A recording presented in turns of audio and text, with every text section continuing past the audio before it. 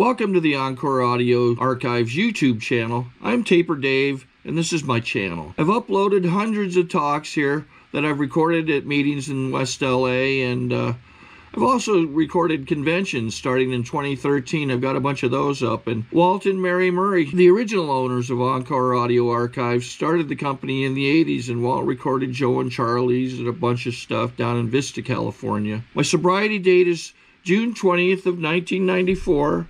I hope you find something you like, so please like and subscribe to my channel and comment down below. If you want to hear something that I don't have or that you don't see, I'll see that I get it. Anyways, take care and have a great day if you want to. Hello, I'm Mary. I'm a clutterer. This is Powerless Over Paper, so if you were expecting the other one, you're in the wrong room. I talk about this topic because I've been going to CLA meetings for about 12 years now, and this is really the commonest complaint that I hear from people. And very often someone will come to his or her first CLA meeting and they'll say, my problem is I have too much paper, as though it's personal and they're the only person that experiences it.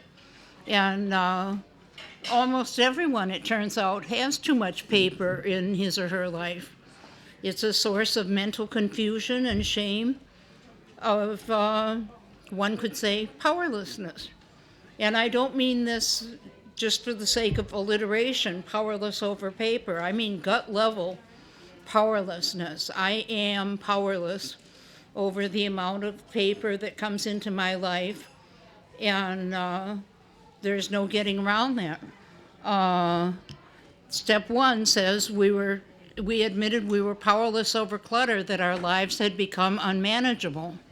And the boxes full of papers that I referred to before in the old timers meeting were proof of my unmanageability. And the stacks of paper, I literally had so much paper and magazines on the floor that it was unsafe to get around and walk in my apartment.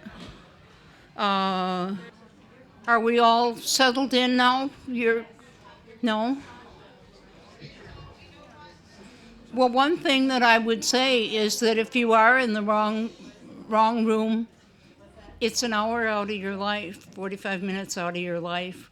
How much difference can it possibly make in the long run?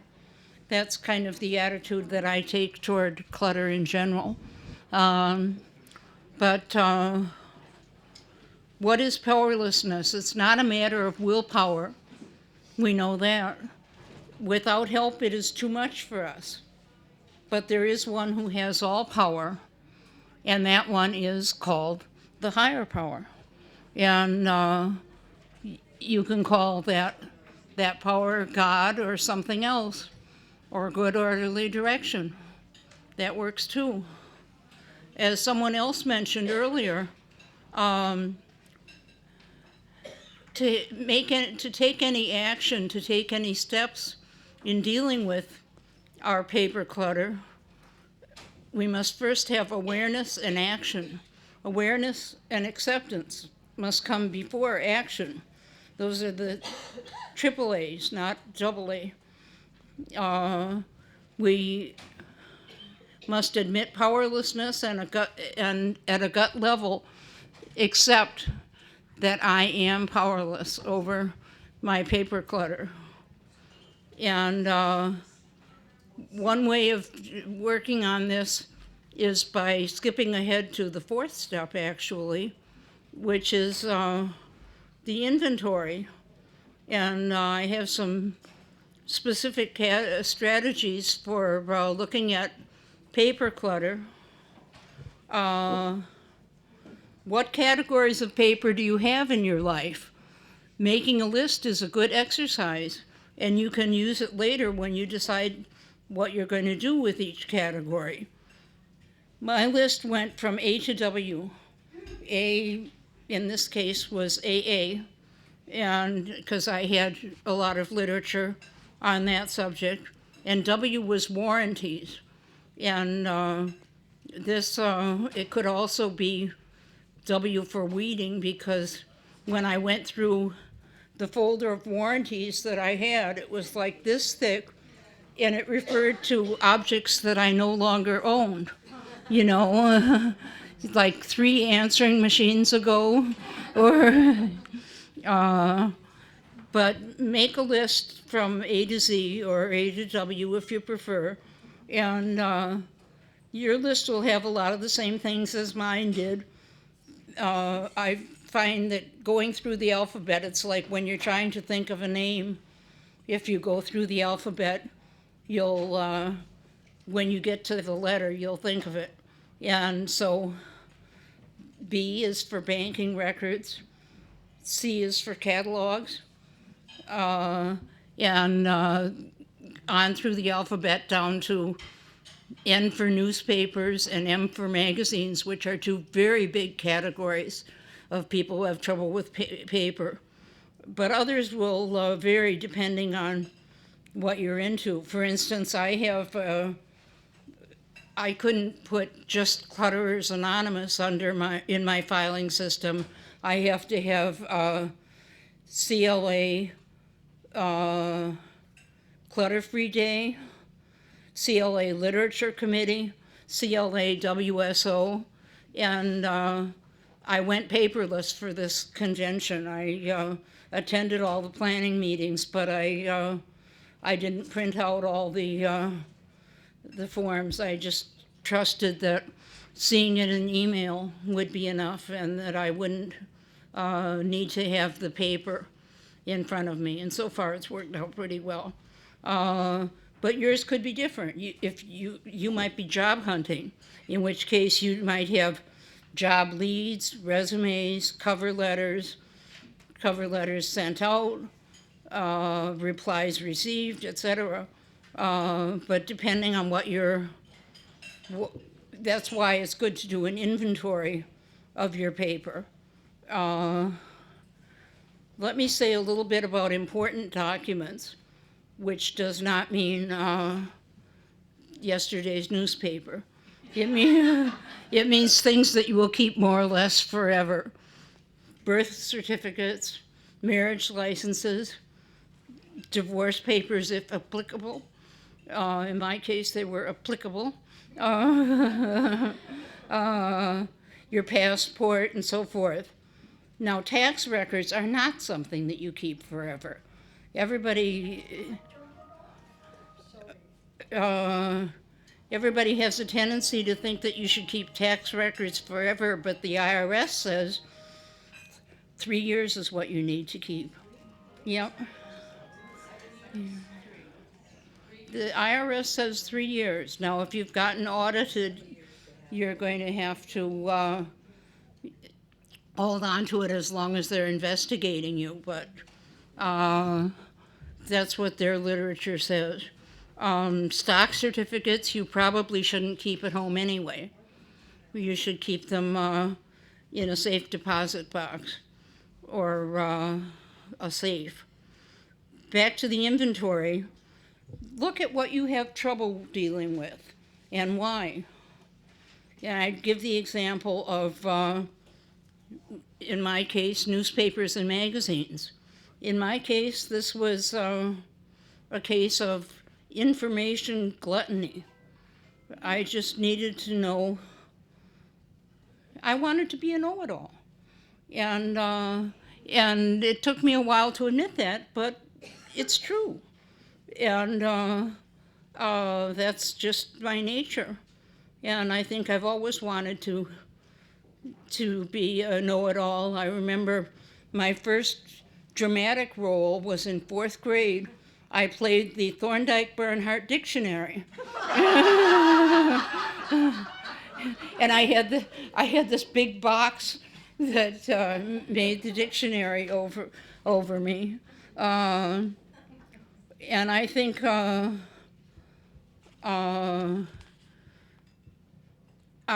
always have the illusion that I'm going to use this information.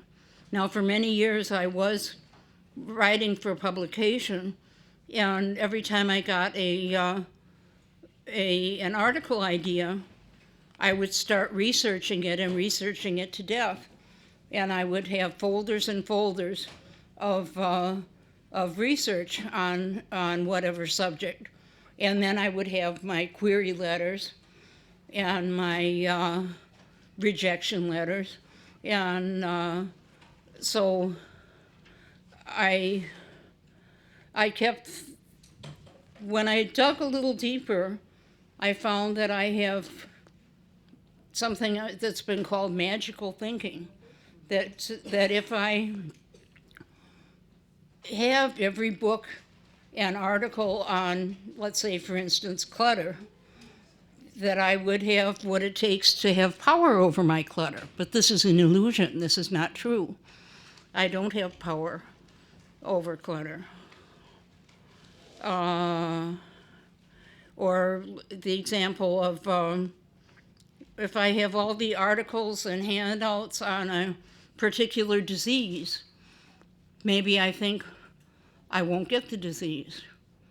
But that's magical thinking too. If I'm meant to get it, I'll get it, and I'll do what research is necessary at the time to understand it if I get it. But with someone else, it could be recipes or home improvement articles or postcards, flyers for upcoming events. One thing I've noticed about clutterers is wherever they go when they travel, they'll take anything free that's by the front door. You know, they'll take the local free paper, like they really want to know what goes on in this part of Los Angeles, you know, and one of our leaflets uses the term experience greed. The totally unrealistic idea that you can do it all. And sometimes I think I keep track of so many things so I'll have something to feel bad about or inadequate about, you know? And as someone mentioned earlier, in the old-timers meeting, all clutter is delayed decisions and delayed actions. Why feel bad about an item more than once? As you go through your paper clutter, your goal should be to handle each item once. Bobby had the term Ohio, only handle it once. And that's a good policy. Now, one of our prayers in CLA asks that we get the serenity to keep the things I need to keep, the courage to release the things I do not need, and then the kicker, the wisdom to know the difference. Mail is a real clutterer's nemesis. I can't tell you how often I've heard people talk about unopened mail in big black bags. Instead, make a mail center in your home or apartment. Have stamps and envelopes and address labels nearby. Research shows that about 80% of mail can be discarded immediately. So why don't you do it? Why not dispose of the junk and downstairs by the mailbox? Why even bring it up to your apartment if it's going to be discarded? I've noticed recently they have a wastebasket by the mailboxes in my apartment building, but if they don't have one in yours, you could donate it. That would be a service to everybody. Let me give you an acronym. ART, action, reference, trash. That applies to all incoming mail, starting with trash. Discard all excess paper that comes with your mail, the ads, the informative newsletters, the special offers, etc. Action, reference, and trash. To avoid potential identity theft, dispose of anything carefully that has an account number on it. Some people go through this whole thing of taking off the address labels from magazines. I don't see it. I don't see that somebody else reading a magazine that has my address on it is going to expose me to identity theft. Really. Think it through. Tear it up. If you are worried about identity theft, or get yourself a shredder. The finality of having a shredder might appeal to you, or it might scare the hell out of you. Don't expect to have your approach to incoming mail work instantly. Mine has taken several years to work. You'll have to decide how often to work on each phase of it, but I find it challenging to open the mail daily.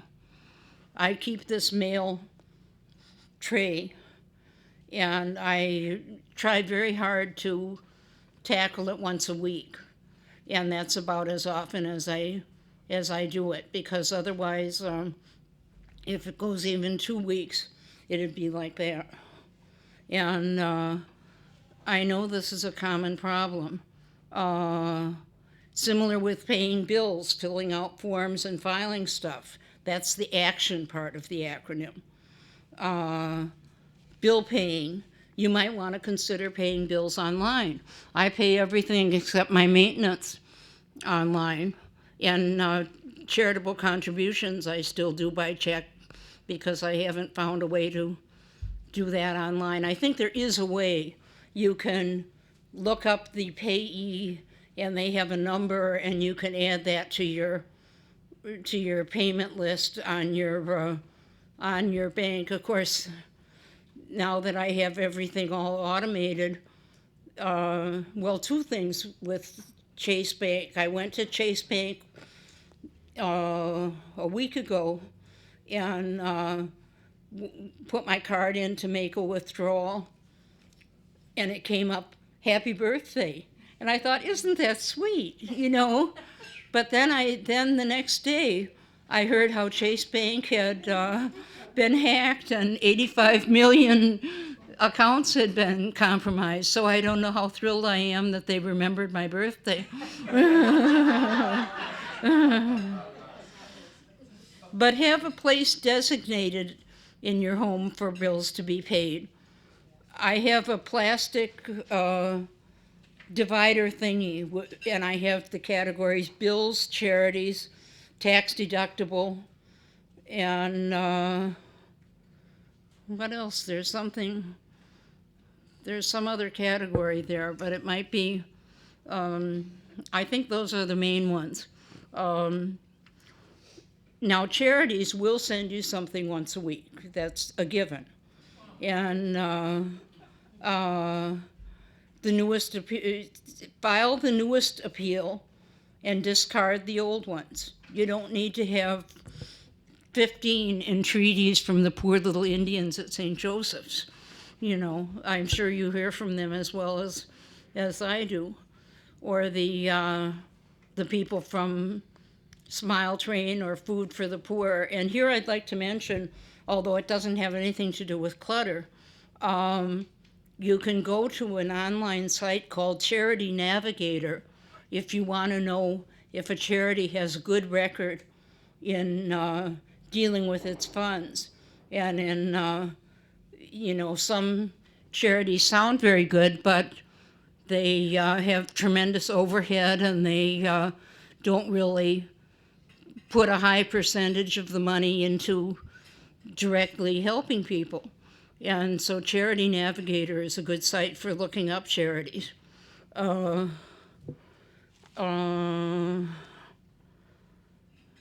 Statements.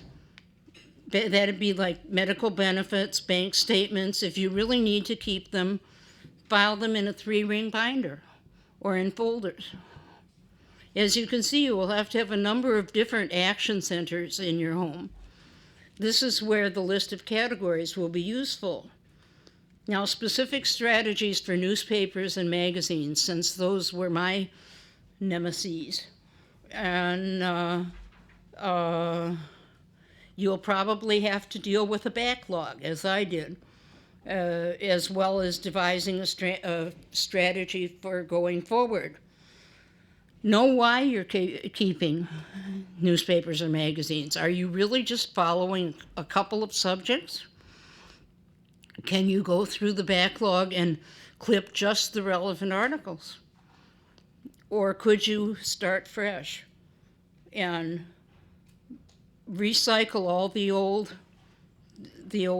papers if you had to? That's a very scary prospect, but it's tremendously satisfying to just throw out like a stack like that of magazines or a stack like that of newspapers. And I did both of those. You might have to do as I did and put yourself on an information diet and ask yourself, could you stop getting, Ruth mentioned this, could you stop getting a daily newspaper? Now, I live in New York, so the New York Times is the Bible. But, and I worked in media for many years, so I had to read 4 newspapers a day, but I retired from that job.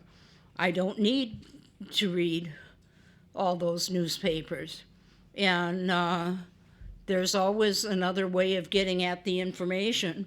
I just count on my friends to say, did you see that article in the paper?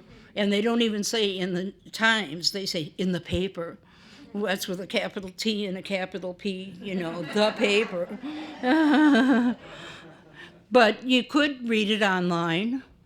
You could read it in the library. If you have to continue getting it, you could make a rule for yourself about how long you'll keep it and when it will go in the trash. I sometimes wind up buying the Times because of one thing that I know that is in it, and I still have trouble getting rid of the rest of it. But it's a good exercise. It's good for exercising some feeling of control over your environment. One of our affirmations says, I trust that when I need a fact or an item, it will be available to me. And I believe that. You could retrieve the article even if you didn't clip it. Most libraries have online databases that include the major papers and the major magazines. If you have to have it for reference, you must be willing to take the extra action step of filing it where you can find it again. It's useless if it's just somewhere in the pile. Totally useless. The filing system can be simple, but I think I have about maybe 30 headings in my file cabinet.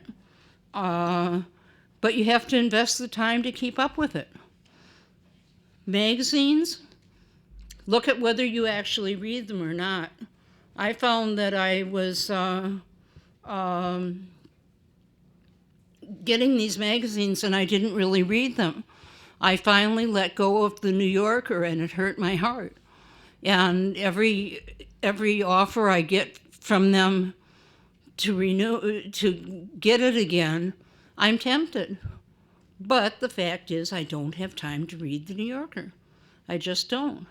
And so there too, what I wind up doing is reading it online, because I work for a library and we have a library subscription that includes the current issue. You might have to wait a week if you don't have that feature.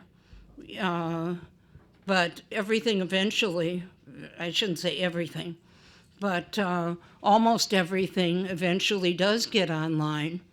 And I would recommend, if you don't know where it's available online, talk to your friendly neighborhood librarian, because he or she will be thrilled to get some questions. Like I have a sign on my reference desk that I work at that says, "Please interrupt me." You know, because I mean, I could just sit there and do my Facebook all day, but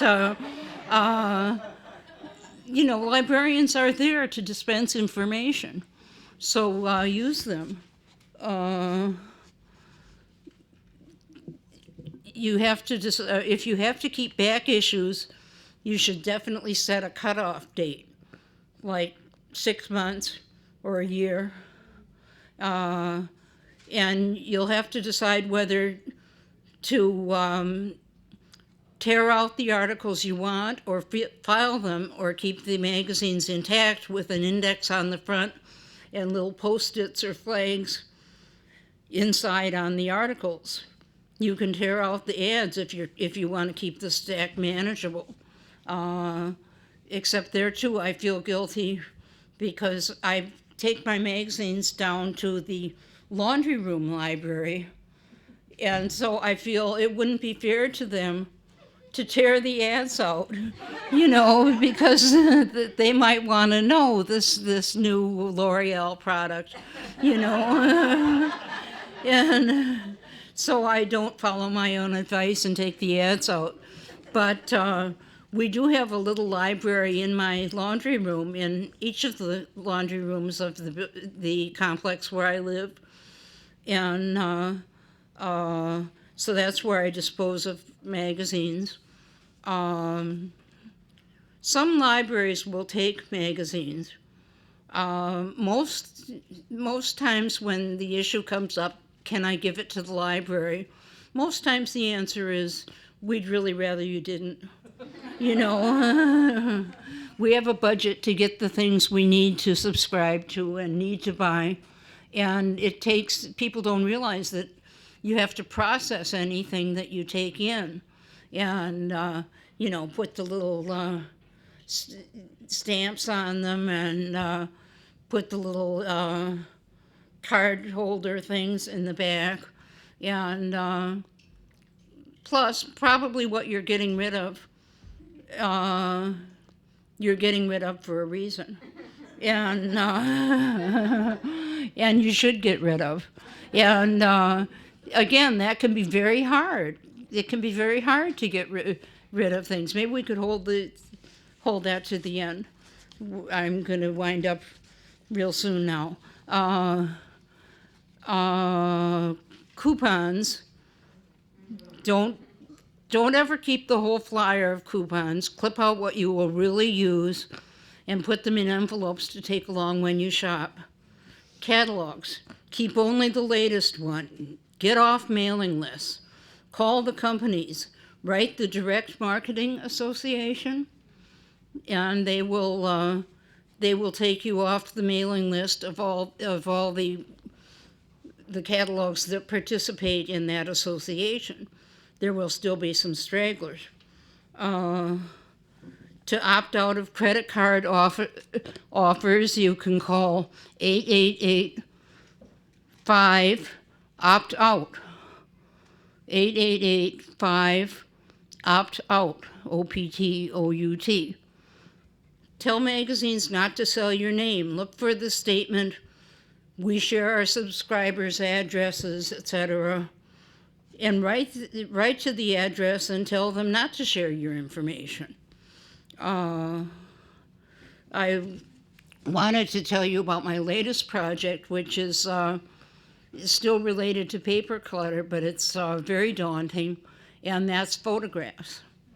Yeah. I have something like 100 boxes of prints from the pre-digital age. Now, what I've been doing is going through them, throwing out the negatives. And the thinking is that the prints could be scanned if you really needed to keep them. Plus, as I go through these boxes, I find a lot of my pictures are really inferior. and they're not up to my current standard, and I don't need them. So, and of course, I get rid of any duplicates that I have. Let's see. I mentioned you might want to have a shredder. You might want to have a 3-ring binder. You might want to use have a 3-hole punch to put things in the 3-ring binder. Have some waste baskets, big ones, you know, and you can recycle and still keep churning it out. I keep a separate paper thing and a separate, in New York you can put plastics, metal, and glass in one, and cans in one recycling. Folders, you have to have a lot of folders if you want to keep track of your stuff, and it can be very satisfying to have neatly lined up little headings for things. And like I go through when I pay my bills, I probably hold on to the bills longer than I need to, but I file them for a while, and that's probably not necessary. The main thing that I would recommend you get doesn't seem like it would have anything to do with paper, but it's a timer, an egg timer, and that's because I feel that working for 15 minutes at a time is one of the best ways of dealing with clutter. But I'd like to take some questions now, or comments. Carol?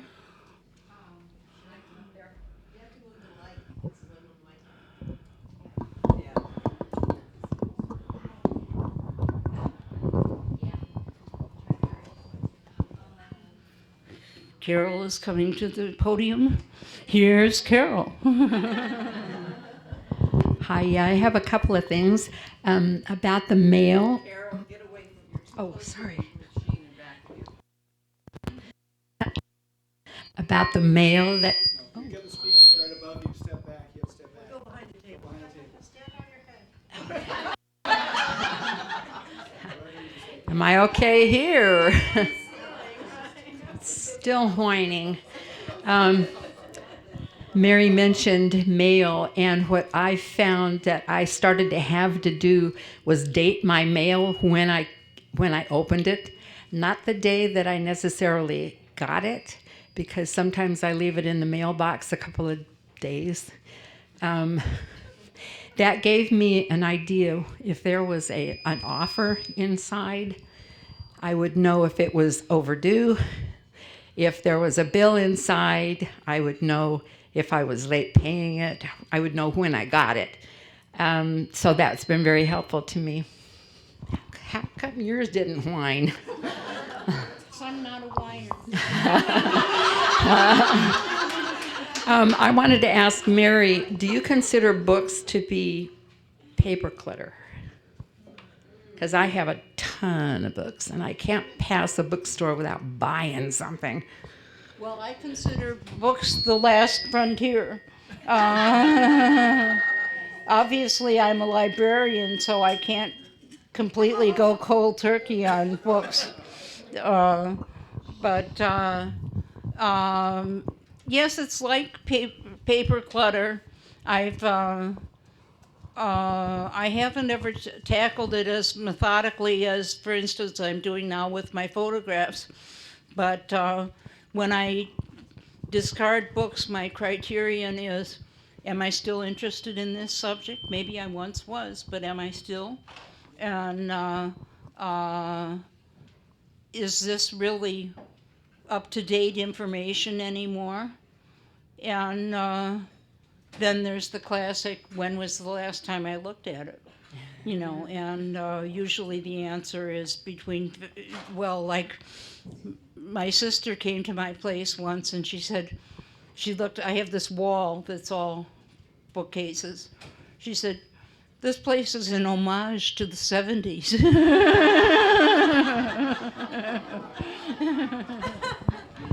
And the last thing I want to say is you talked about a timer, and the timer is my best tool. I give myself 15, if I'm in a mood in the morning when I wake up, if I don't use the timer, I am really unfocused, and I try to get started and I can't get started. So when I start using the timer, if I give myself 15 minutes to do a task or do something, then I reward myself with 15 minutes to do nothing. Play on my phone or read a book. And I find then, and I set the timer for 15 minutes. Then when the timer goes off and I have to work again, in the meantime, I've kind of got it in my mind what I want to tackle, and I get right to it, and it gets done. And knowing that I only have to do it for 15 minutes really helps me get started. And conversely, sometimes you will aim to do 15 minutes and find yourself just compelled to keep working. Doesn't happen to me very often, but it could happen. I can take the mic to do that. Next question? Well, I'm going to carry the mic around before it's long enough.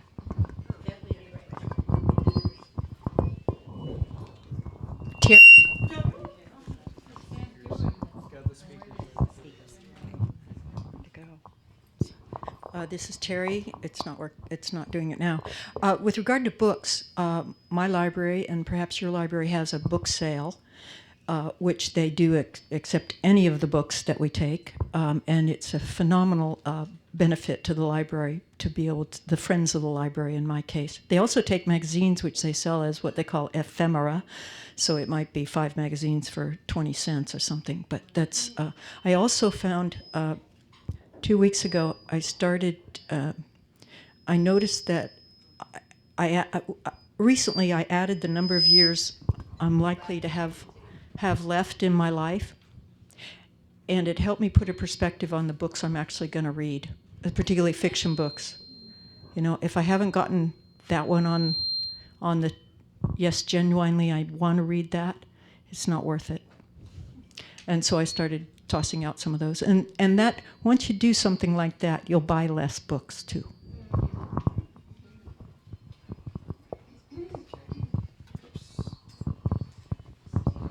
I'm Tim. A couple things. Paper has always been my huge issue, especially when it comes to magazines. I'll find out Road and Track, Popular Science, an electronic geeky thing. I've got one issue, then I find I've got a second or a third sometimes. It drives me nuts. So one thing, if you notice that a lot of magazines now are expensive, $6, $7, $8 a piece. But the subscription, you might be able to get a whole year for $10. So you start getting those subscriptions and you get even much worse. So I don't do the subscriptions, I'm stop buying them. And one thing about mail clutter, I got a P.O. box a while back, and I don't know if this is something just recently or I'm just become aware of it. I go to the post office, and just next to the door is a shred bin, a locked shred container. So if you have things you're concerned about identity theft, sure, somebody could go and shake it upside down and try to get mail out of it. But I've been finding myself throwing almost everything in that shred bin and walking out empty-handed. And that's been working kind of neat. And so it might be worth spending $50, $60 a year at the post office just to keep it out of your home. Thank you.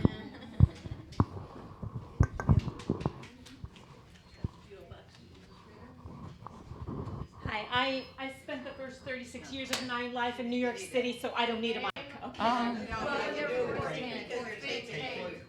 Oh, excuse me. Okay. What's your name? Hi, I'm Karen M. And hi. I live in Portland now, but I'm a native New Yorker. And paper is, when I moved to Oregon, finally 10 years ago, a 30-year dream come true, with a husband, no children, I think I moved about 10,000 pounds which would be the equivalent of a, family of 4 with really nice lots of full bedroom sets and everything, very little furniture, hundreds of boxes of shipping boxes of paper. So this is, and thank you. I think every one of your suggestions was fantastic. The only thing I do have to throw my 2 cents in. I am from New York, my 20 cents inflation. I am a licensed tax preparer.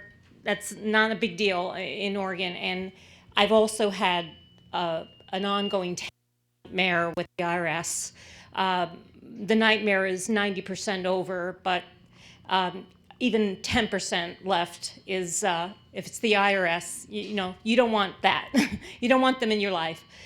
So it's being cleared up slowly, but the rule of thumb, some say 3, 7 is definitely a rule of thumb. It's worth it. If you've got 100 boxes of clutter, it's really worth it to have 1, and I recommend corrugated boxes must be banned. They're bad for the soul. For those who can afford it, I can open up an office supply store. So if anybody wants to talk to me aside about the best supplies out there, the ones that are aesthetically pleasing to containment is the issue. So containers have changed my life. File folders, label makers. I mean, I don't have time. I don't want to monopolize, but I am the office supplies queen. I love office supplies the way most women love shoes. Okay, so I have the best, the newest. I know them all, and this has saved my sanity. It's also helped me to go through the biggest decluttering process of my life, which has been going on for the last 18 months. I went from 18 months ago, my husband and I were embarrassed to open the door too much to sign for a UPS package, lest the delivery man should happen to get a peek of our hallway, to being able to have one of my dearest, oldest friends from New York come and be an overnight guest. So that's what I've done. I have invested the hundreds, if not thousands of hours to get to that point, and I still have hundreds of boxes left to go through. So, I mean, it's a very long process. I think that was one mistake I made, was underestimating how long this would take. Because since I'm not past the illness, the pathology part of it, of letting go, since I'm still, until I can take that quantum leap to the letting go process, if I still have to save everything, then at least what I've learned to do is to consolidate containers, make what I have aesthetically pleasing, utilize, maximize the space I have, I'm sorry, I'm talking too loud, maximize the space I have, not just square footage, but cubic footage. Use your cubic feet. You can now buy beautiful pastel-colored latch top bins for about $8 at Target. For those of you who can afford to plunk $100 into these bins, you cannot imagine how much, and you can get rid of those shipping boxes. Categories, I think, is the key. So you can also spend $1 for shoebox size containers, and you can start to categorize your papers while you're going through that very long and painful process of letting go, which I think generally doesn't happen in one epiphany or one light bulb moment. I think it's a very slow, painstaking process. So while you're going through that process, you want me to wrap it up? Okay. The final thing I want to share about a tool, for those of you who have the discretionary funds for it. Last year, I invested $350 in a standalone scanner, not a scanner /fax /printer /copier, but one that is really fast. And so at least I'm not saying for every list you've ever made, etc. For me, that would take thousands of hours, but at least for your statements, if you do hold on to bills, things like that, the things that you really don't expect to get rid of for many, many, many years, scan them. Then if you're an information junkie, which I am, scan them.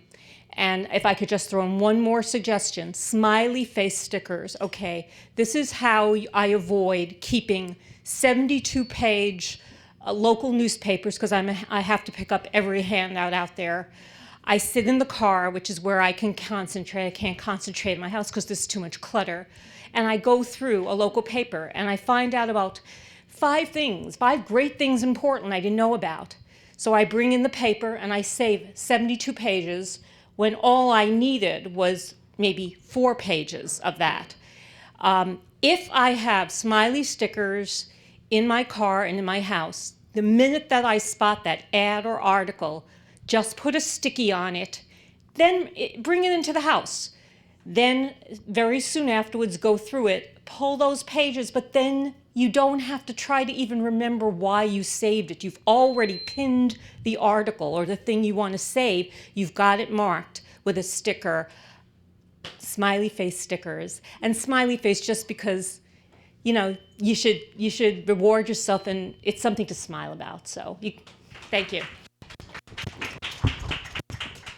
Anybody else? That's it. Time's up, I think. No. Isn't it? 3:30? Is it? Well, Hi, my name's Ted. I'm a clutterer from New York. You know, it's not so much the books or the paper, it's the information. And when I pick up the book or the paper, I feel that it automatically diffuses into my body. Osmosis, okay, I forgot my science. And if I get rid of the book, that knowledge will leave. Meanwhile, I don't know what the heck is in the book. I have the title. And, you know, I wanted to be a librarian when I was growing up because I wanted to be surrounded by this information. I'm trying to improve myself. And actually, with the computer now, my bookmarks are endless because I just, I like that article, bing. But I would say that I have read maybe 1 of my bookmarks in my sites, and so it's just that wanting the information, and it's all good stuff. The information is good. But if I'm not using it, that information becomes a detriment to me. As wonderful as it felt when I asked for it from the universe, now it becomes the complete opposite. Thanks. that is all we have time for. Thank you for coming, and good luck with your paper clutter. I think we got a great talk going on here. Thanks for watching the channel. Taper Dave here. Just curious, do you think this is better than Zoom? Okay, this is how I prepare my drone for launching. I like to do it inside the cab of my truck so I'm not standing outside in the weather. To install the joysticks for control, up and down, right and left, powered on. I have an Android phone that I use to connect it to the drone with. And it's actually controlled through the iPhone, through an app. Oops, wrong way.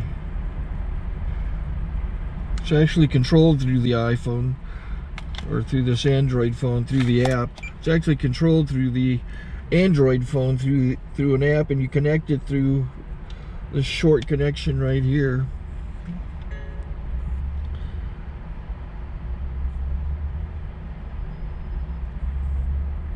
Remote control connected. Remote control's connected. So I pull out the drone. I have to extend the legs. Long legs extended first, then the short legs. Remove the gimbal protector. Set that aside, then power it on one short burst, then one long burst. I lay it down. So I have to go to calibrate. So the drone's not connected yet. Shows you here as this drone gets disconnected, even though the remote's powered on. So the drone has to establish it's connected. So I go into the app to calibration mode. First I'll calibrate the remote controller. Start calibration.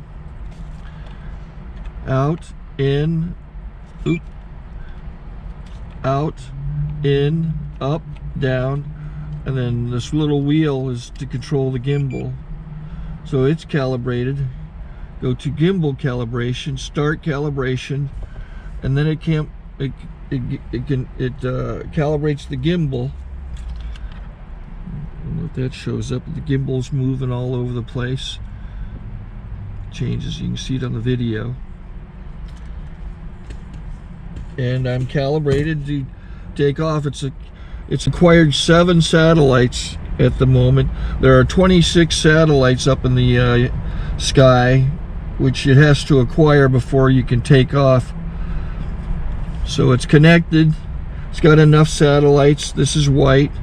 I can go to press this little arrow button, swipe right to take off, and it would start the motors if I slid this to the right.